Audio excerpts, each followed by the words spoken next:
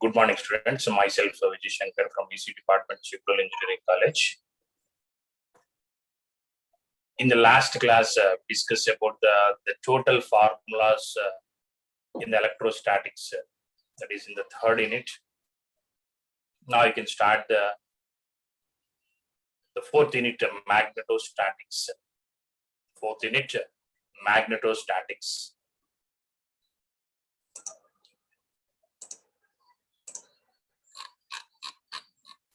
See, what is a magnetostatics? The definition of the magnetostatics is the study of, see here, the study of steady magnetic field existing in a given space produced due to the flow of direct current through a conductor is called magnetostatics. The study of a steady magnetic field existing in a given space produced due to the flow of direct current. Due to the flow of direct current through a conductor is called magnetostatics. Okay. The various other concepts like EMF induced force experienced by a conductor or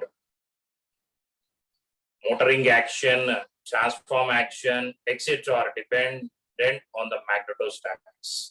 See, first of all, you can know that what is the definition of the magnetostatics? The study of a steady magnetic field existing in a given space produced due to the flow of direct current through a conductor is called magnetostatics. Okay.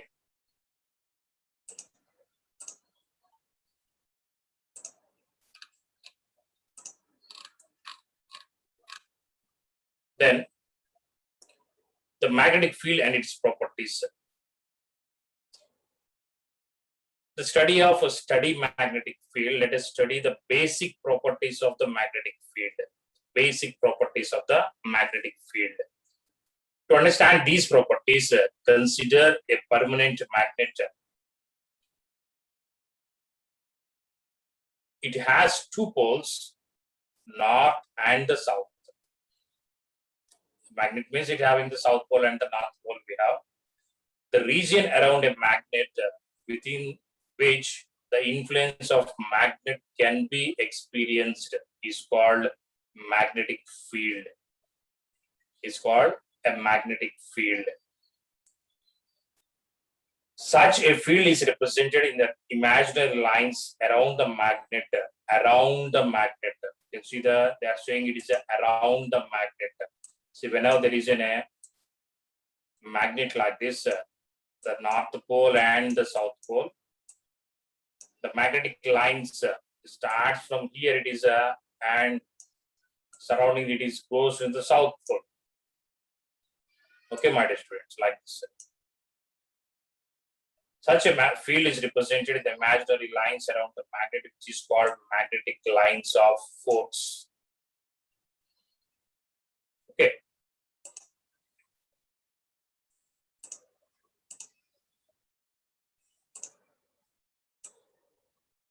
And see, this is a diagram we have. An important difference between the electric flux lines and the magnetic flux lines. See, the north pole and the south pole, as in the electric flux lines and the magnetic flux lines. So what is electric flux lines means? In the case of electric flux, the flux lines originated from an isolated positive charge. See, if there is any positive charge here and there is any negative charge, the magnetic electric flux lines are generated from the positive charge and terminated at the negative charge, or it is terminated at the infinite. In the case of electric flux, the flux lines originated from an isolated positive charge and diverge to terminate at the infinite. While for the negative charge, the electric flux lines converge on a charge starting from the infinite. Means from the infinite it goes to the negative charge. If it is a positive charge is there, it is diverge to terminate to the infinite. Okay. But in the case of magnetic flux, the poles exist in the pairs only. Okay, hence every magnetic flux line starting from the north pole, every magnetic flux lines starting from the north pole must end at the south pole. You see here, every magnetic flux lines starting from the north pole and ends at the south pole, and it is complete the path from south to the north internal to the magnet. Again, it is a see here, there is a direction showing towards the north, and it is a complete path. And here also the north is there. It is in the clockwise direction, it's anti-clockwise direction. Depends upon the flow of current also. There is a magnetic lines in clockwise direction and the anti-clockwise direction. Actually, the magnetic flux line starts from the north pole and end at the south pole and complete the path from south to north internal to the magnet. Okay, the magnetic lines exist in the form of a closed loop.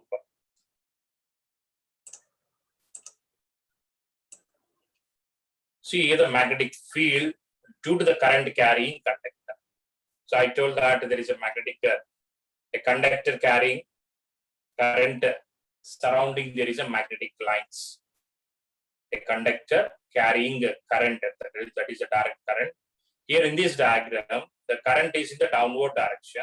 Current is in the downward direction means according to the Fleming's right hand thumb rule, downward direction means in the anti-clockwise direction. There is a clockwise direction surrounding the magnetic lines of force in the clockwise direction. When the straight conductor carries a direct current, it produces a magnetic field around it along the length. The lines of force in such a case are in the form of concentric circles in the planes at right angle to the conductor. The direction of such magnetic flux can be experienced using a compass needle. The direction of concentric circles around depends upon the direction of the current. The direction of concentric circles, it is a very important point, my dear students. The direction of concentric circles around depends on the direction of the current through the conductor. The downward direction, the current is there. The surrounding is clockwise direction. The magnetic lines surrounding the conductor is a clockwise. When it is in the upward direction, the current anti-clockwise direction. Anti-clockwise direction. As long as the direction of current is constant and the current is time independent, magnetic lines of force also constant. Steady and time independent, giving a steady magnetic field in the space around the conductor. Okay.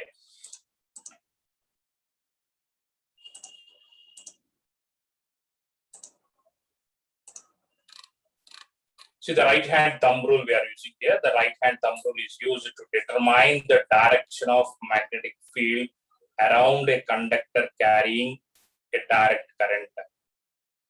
A right hand thumb rule is used to determine the direction of magnetic field around a conductor carrying. See the right hand thumb rule. You can place your right hand thumb in the downward direction.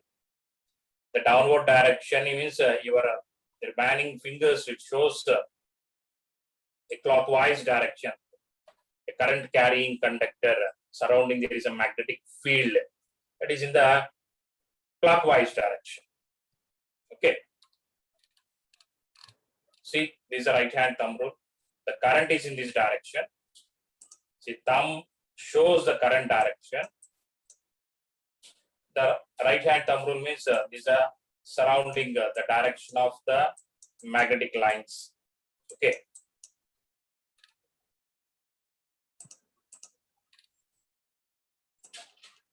See the first one.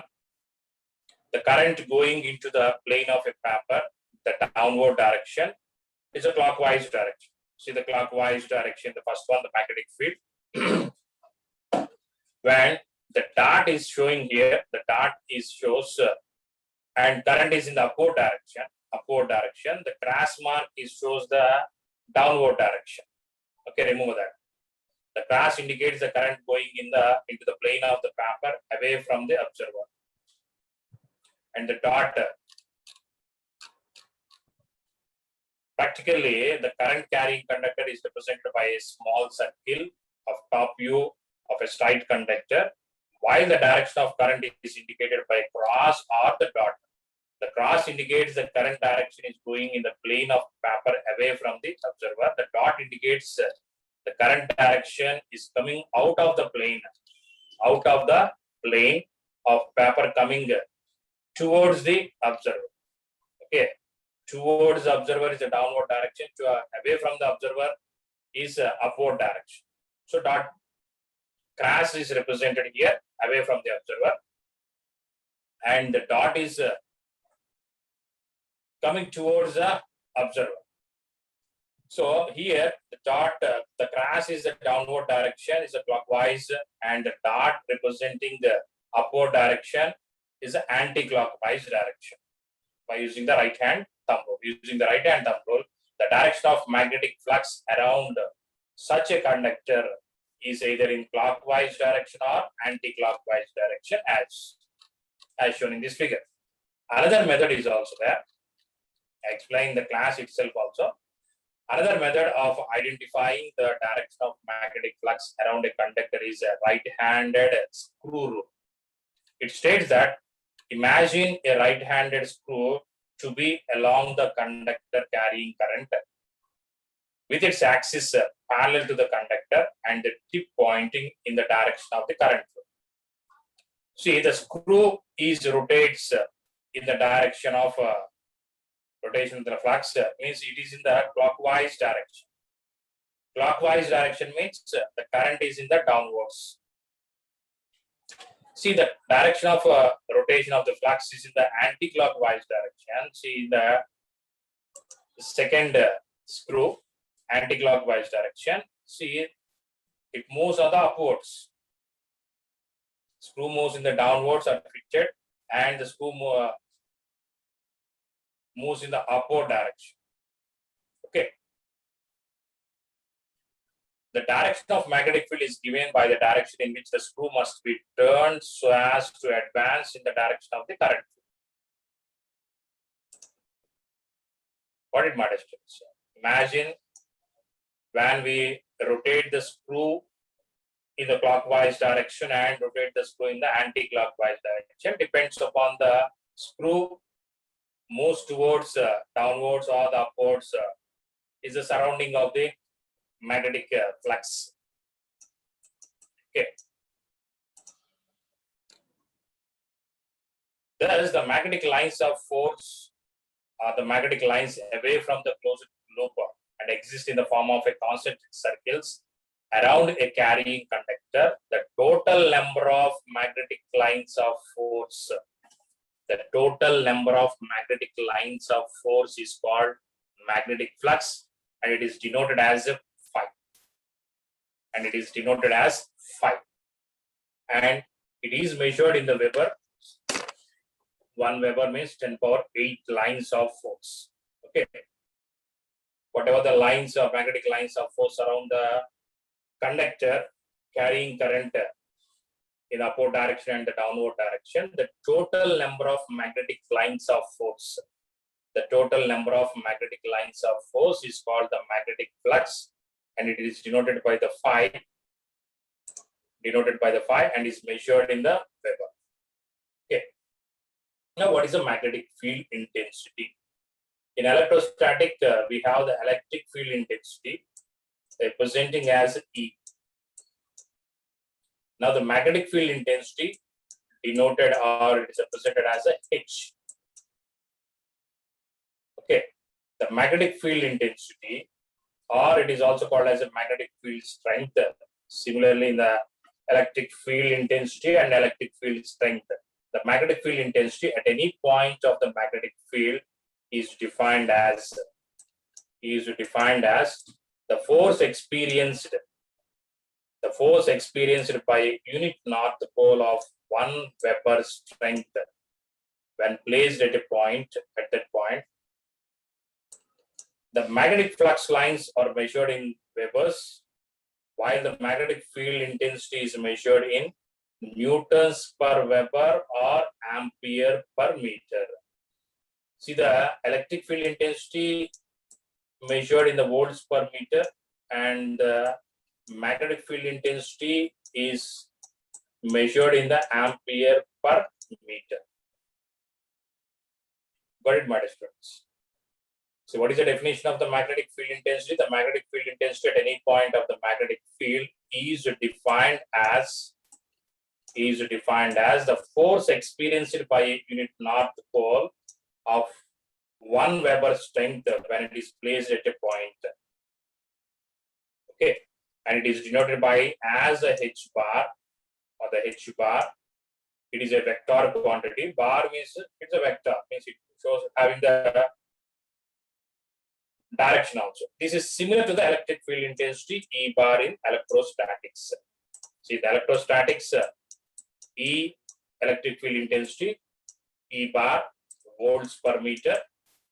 In the magnetostatics, magnetic field intensity H bar is ampere per meter, or it is also called as ampere turn per meter or newtons per Weber. Got it, my students? What is a magnetic flux density? Magnetic flux density means in electrostatics, electric flux density is a D bar. Electric flux density is a D bar, and magnetic flux density here is a B bar. B bar. So E bar is the electric field intensity, magnetic field intensity is a H bar, and magnetic flux density is a B bar, electric flux density is a D bar. The total magnetic lines of force, that is magnetic flux crossing a unit area in a plane at right angles to the direction of the flux, is called magnetic flux density. Is a definition, my friends.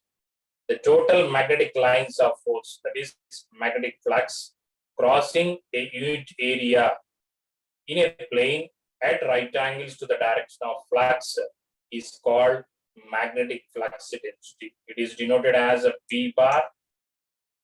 Bar means it's a vector quantity of friends, and is measured in Weber per meter square. Is Weber per meter square. It is Coulomb per meter square. Got it, my friends? E is volts per meter and is amperes per meter. Magnetic flux density is Weber per meter square, or it is also Tesla T. And this is similar to the electric flux density D bar in electrostatics. Electrostatics. Okay, so the previous unit we studied the electrostatics, the unit 3, the electrostatics having the electric field intensity and the electric flux density. Electric flux density is D bar and electric field intensity is E bar. And now we are studying that it is a magnetic field. In the magnetostatics, magnetic field intensity H bar and magnetic flux density is a B bar. And the relation we know, the relation between of electric flux and the electric field is D bar is equal to epsilon naught into E bar, where epsilon naught is a absolute permittivity. In the free space, when you consider as epsilon is equal to epsilon naught and epsilon r is a 1 in the free space. Now, what is the relation between of B bar and H bar? B bar and H bar. B bar is equal to, here also it is a D bar, electric flux density. B bar is magnetic flux density, is equal to mu into H bar. Is a permittivity and permeability. Mu is nothing but permeability. Epsilon is nothing but permittivity. Okay, permeability mu. The electrostatics E bar and D bar are related to each other through permittivity epsilon of the region. Permittivity of the epsilon of the region. E bar and the D bar is related to each other. In magnetostatics, the B bar and H bar are related to each other to the property of the region in which current carrying conductor is placed. It is called permeability. Permeability, and it is denoted by the mu. Mu is equal to mu naught into mu r also. And whatever we are saying is epsilon is equal to epsilon naught and epsilon r, and the mu is equal to mu naught into the mu r. Okay. See, and it is denoted as a mu. Got it, my students? For a free space, see here, for a free space, the permeability is denoted as a mu naught, and its value is 4 pi into 10 to the power of -7. Epsilon is measured the farads per meter. The permeability mu is measured in the Henrys per meter. Inductance here, and here the capacitance C. You know the C is the farads. HB is the inductance. There we discuss about the electric field and the electric flux. The conductance, not the conductance, is the capacitance.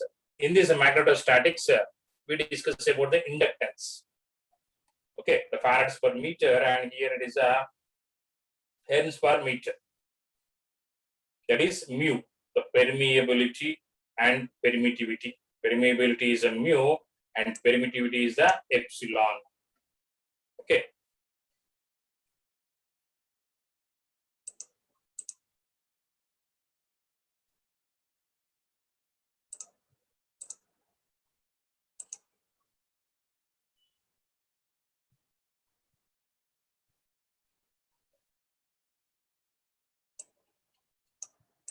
So see, for any other region, the relative permeability is specified as a mu r, and the mu is equal to mu naught into mu r.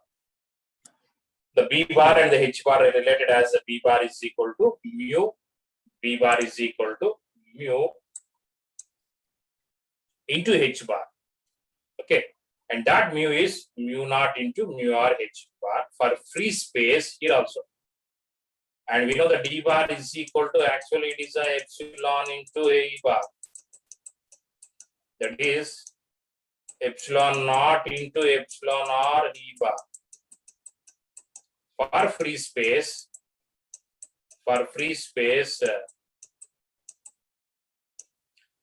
D bar is equal to, the epsilon r is equal to 1 here. D bar is equal to epsilon naught into E bar. Epsilon naught into E bar. Similarly, here for free space, the B bar is equal to mu naught into H. Mu naught into H bar. For an all non-magnetic media, mu r is equal to 1, while for magnetic materials, mu r is greater than the unit. For non-magnetic media, the mu r is equal to 1. While the magnetic materials, mu r is greater than the unity. Okay, my dear students, this is a relation between magnetic field intensity and the magnetic flux intensity.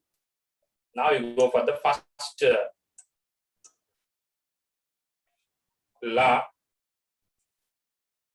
In the electrostatics or the electric field and the electric flux, we studied the Coulomb's law. What is the Coulomb's law means? The force is directly proportional to the product of two charge carriers and inversely proportional to the distance between the two charges. And that proportionality constant is a 1 by 4 pi epsilon naught. Got it, my dear students? The Coulomb's law saying that in the electrostatics, F is directly proportional to the product of two charge carriers and inversely proportional to the square of the distance between them.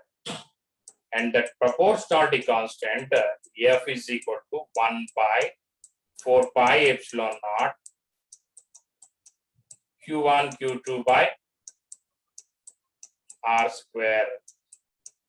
And if it is a F, the force is in the vector form, the F bar is equal to Q1 Q2 by 4 pi epsilon naught r square into AR bar. Because it is a vector, it having a direction also. The magnitude is Q1, Q2 by 4 pi epsilon naught r square. And how we get this from the Coulomb's law? Coulomb's law saying that, and from this we got electric field intensity E bar is equal. There is a force per unit charge. Force per unit charge Q is equal to. So the Q by 4 pi epsilon naught r square into AR bar is at the point charge of electric field intensity. Now, to derive here, it is a magnetic field intensity or the magnetic flux density from the Biot-Savart's law. From the Biot-Savart's law. Consider a current conductor carrying a direct current I and a steady magnetic field produced around it. A conductor carrying a direct current. Suppose here there is a conductor is there in the downward direction, the clockwise direction, the surrounding there is a magnetic field. Consider a conductor, is a conductor here, carrying current I and a steady magnetic field produced around it. The Biot-Savart's law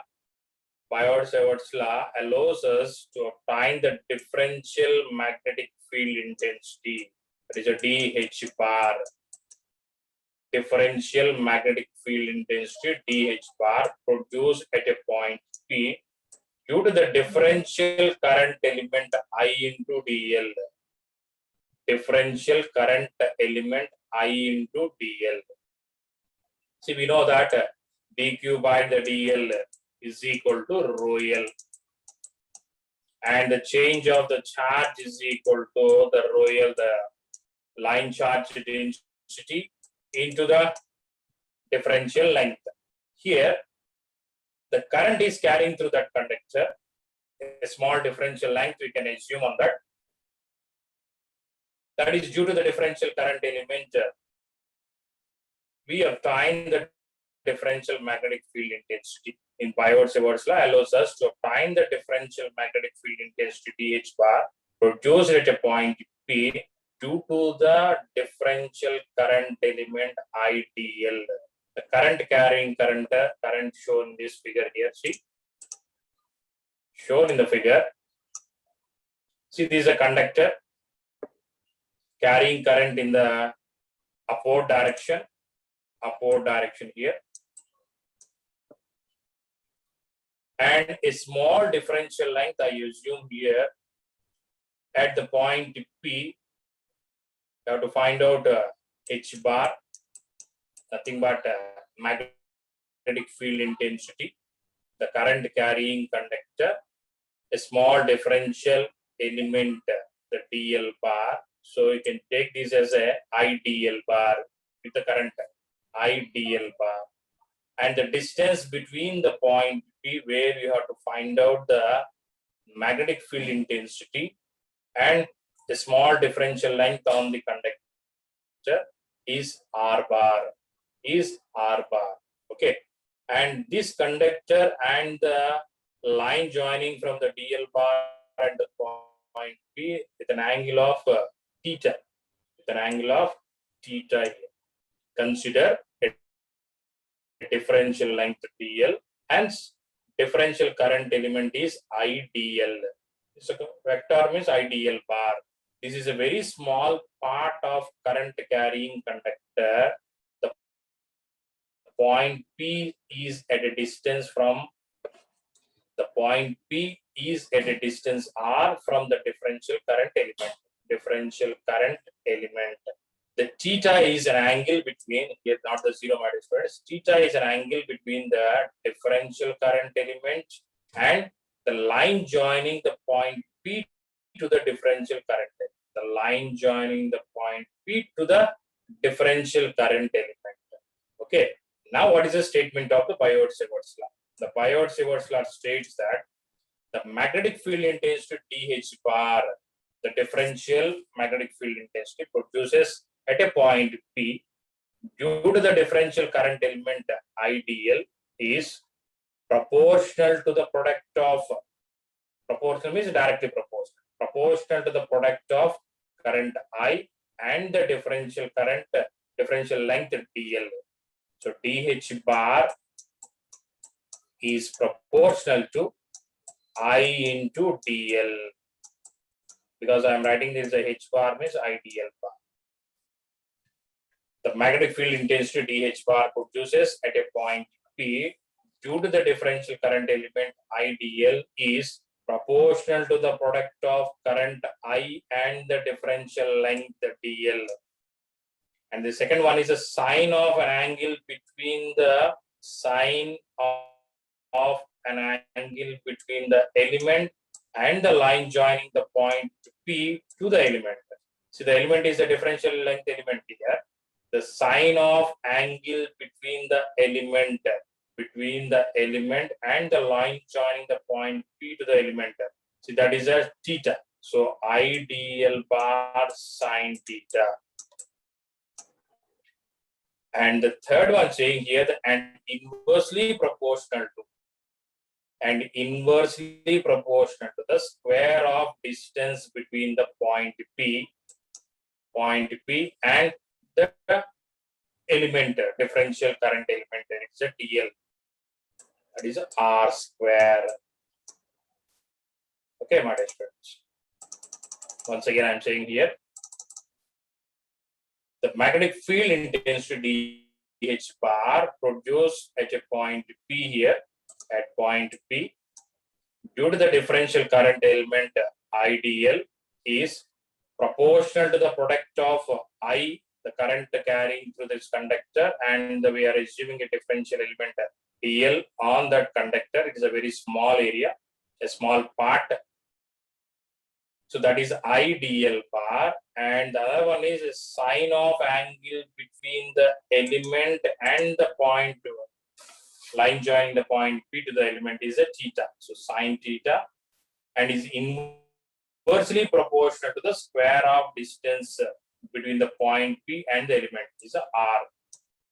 So DH bar is proportional to IDL bar sine theta whole divided by the R square. Is a Biot-Sievert last states.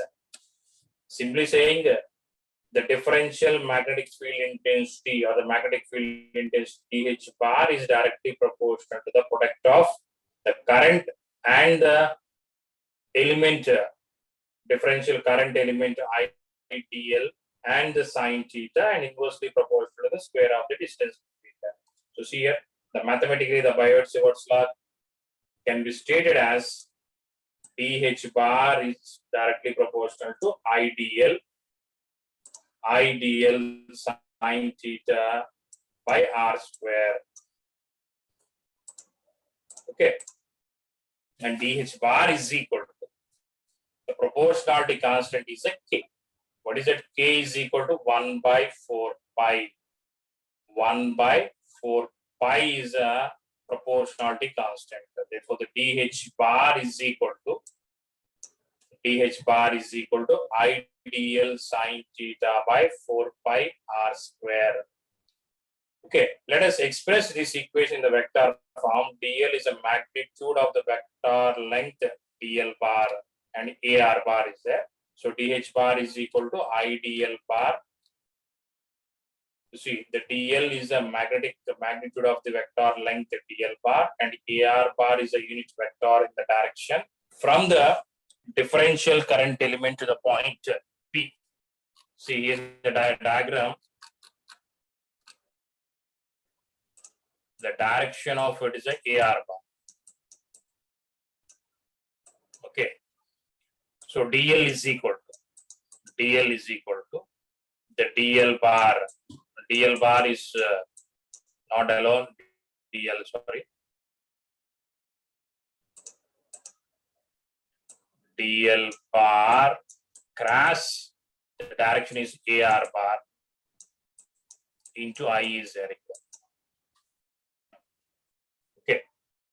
DL bar is equal to, here, let us see, it is not the DL. I into DL cross AR bar. Okay. So here it's saying that it is a, let us express this equation in the vector form.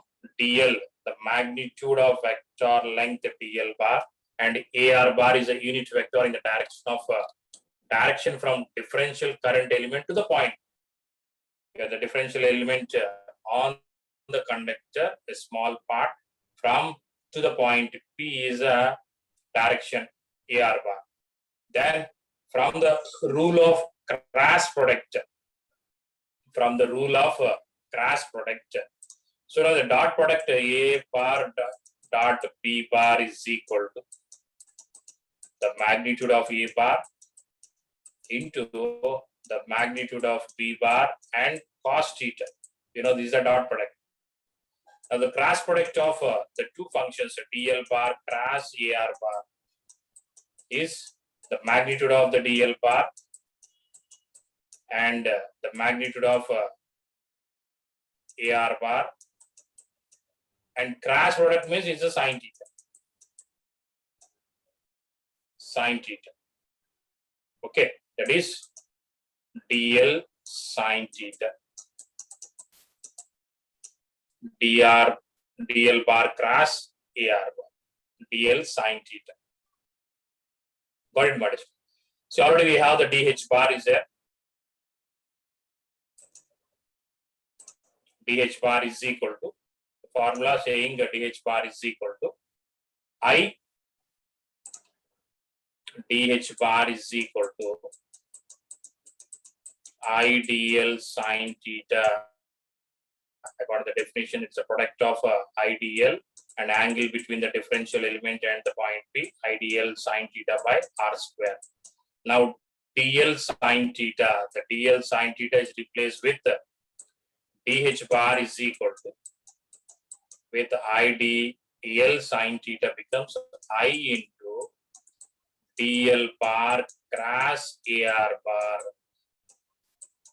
by R square, and is equal to means the K is also there. K is nothing but 1 by 4 pi. 4 pi into R square.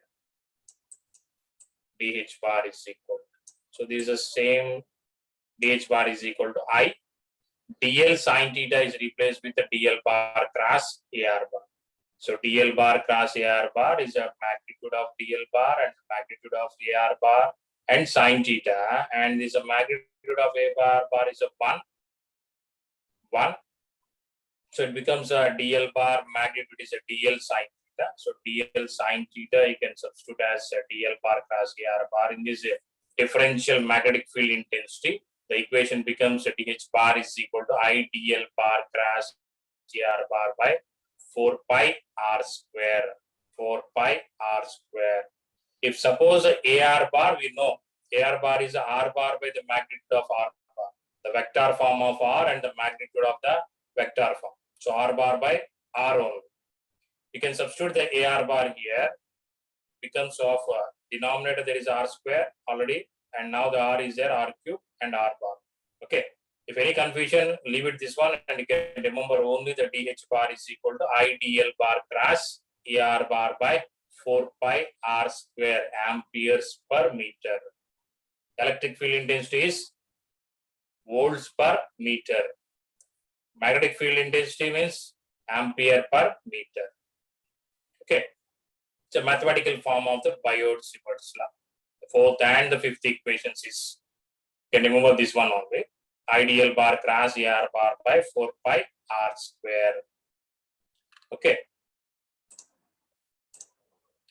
This is nothing but it's a point charge. Actually, they are saying instead of electric field intensity, the electric field intensity E bar is equal to, or the differential E bar is equal to Q by 4 pi epsilon naught R square into AR bar. Now, here also there is a line charge, a volume charge, and the surface charge, charge distributions. Okay. Now you can apply the integration on both sides here. Integration on both sides. Here the DL is there. The integral is a line integral only. So h bar is equal to the line integral of I dl bar cross AR bar by the 4 pi r square. 4 pi r square. Okay. The entire conductor is made up of such all differential elements. Hence, to find the total magnetic field intensity, the total magnetic field intensity h bar takes as an integral form as h bar is equal to, the differential form is dh bar. Integral form is h bar is equal to the line integral I dl bar cross AR bar by 4 pi r square. Got it, my dear students? And now the same equation you can modify it as a point on the conductor, that is a point 1 and the point P is a 2. Only I modify here the current is I1 and the DL1, and the AR bar is the direction towards here to the point P from 1 to 2. So the AR bar is represented as AR 1 to 4 pi r square. The distance between the point 1 to the point 2 is R12 square. It's also the same one, H bar. And H bar is equal to H2 means why it is representing the 2. At the point P only you have to find out the magnetic field intensity H bar. So the DH bar 2. Got it, my students? Otherwise, H2 bar is equal to the integral of the line integral of I1 DL1 cross AR12 by 4 pi r square 12 ampere per meter. Got it, my students? The H2 is equal to the integral I1 DL1 cross AR12 by the 4 pi r square 12 ampere per meter. This is called the integral form of the Biot-Simmons law. So no need of representing 1 and 2. So 1 and 2, whenever you are using this, the direction representing from the differential element, differential current element DL, and with having current carrying I. So I1 and the DL1, and the point P is at the point 2 at the 2. So the H bar is equal to magnetic field intensity in the integral form. H2 bar is equal to the integral of the integral is a line integral I1 DL1 bar cross AR12 by 4 pi r square 1. Understand, my friends? Next, the distribution of sources means in the electric field intensity, there is a charge distributions in the line, in the surface, on the surface, and the volume. Okay. And once again, I will write that it is a E bar is equal to the point charge Q by 4 pi epsilon naught r square into AR bar. And let it take it is a small r only. Differential element is a differential. Okay. Or E bar is equal to the integral form of electric field intensity. E bar is equal to integral of dq by 4 pi epsilon naught r square into AR bar. This is for the point charge. Point charge. When in the line charge, E bar is equal to the line charge. dq becomes of rho L into dl by 4 pi epsilon naught r square into AR bar. You know this one. And surface charge, surface integral rho s into ds by 4 pi epsilon naught r square into AR bar. And the volume integral for the electric field intensity, the volume integral rho v dv by 4 pi epsilon naught r square into AR bar. Okay, it is having the point charges. Now, according to the Biot-Simmons law, the integral form of the H bar is equal to, already it is a line integral, is that? That line integral is I dl bar cross AR bar whole divided by 4 pi r square. is already the line charge, line integral is there. Now we go for the surface integral. H bar is equal to, consider a surface carrying a uniform current over its surface. See the surface here, surface current density. And consider a surface carrying a uniform current over its surface as shown in the figure here. And the surface current density is denoted as K bar. There it is a rho S, charge density, surface current, surface charge density. Here the surface current density. There it is a surface charge density. Okay. It is denoted as K bar and is measured in the amperes per meter. Thus, for uniform current density, the current I in any width P, is given by I is equal to K into B. Here, I is equal to K into B, where width B is perpendicular to the direction of the current flow. B is the perpendicular to the direction of the flow. The width is here and the direction of the current is in the perpendicular direction. Thus, if differential surface is the differential surface area, consider of a surface having the current density K bar, then IDL bar is equal to, it changes as K bar into ds.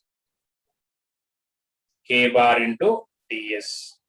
So, you see here, the surface integral, now the H bar is equal to IDL bar becomes K bar into ds. So, K bar cross AR bar by 4 pi epsilon naught, not epsilon naught, here the 4 pi r square into ds.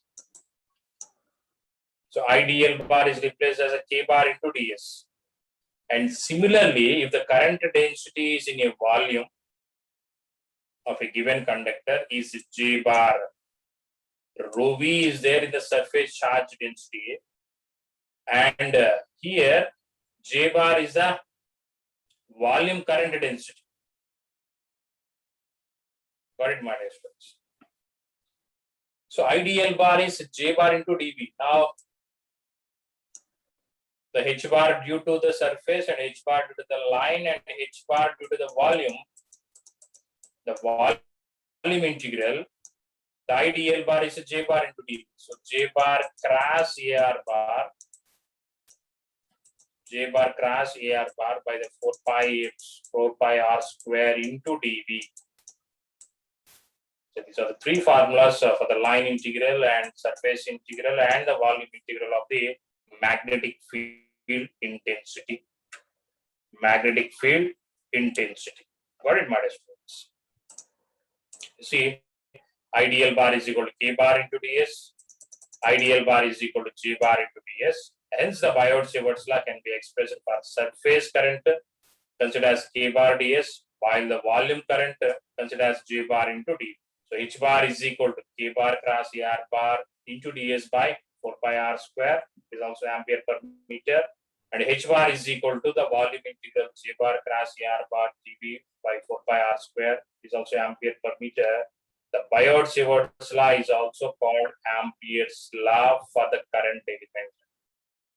The Biot-Savart's law is also called as Ampere's law for current element. Got it, modest?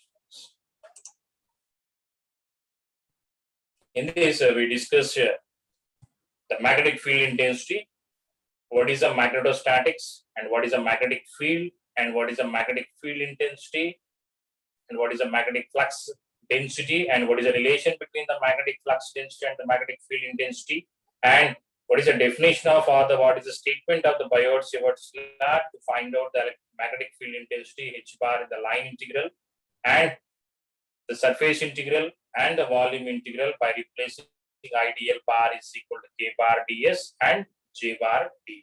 The Biot-Savart's law is also called as the Ampere's law for current element. Okay, my dear students.